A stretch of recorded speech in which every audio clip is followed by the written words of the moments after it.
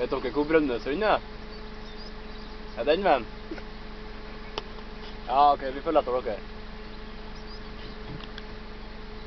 Hæ? Ja, ok. Sorry to bother you, Mr. Elg. Thank you. Du kan kjøre nå. Å, der er en til! Rett over veien der. Ta vinduet og så filmer det.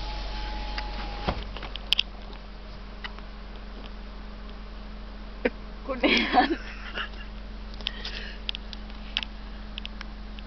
Får ikke du nærmere enn dette her? Nei.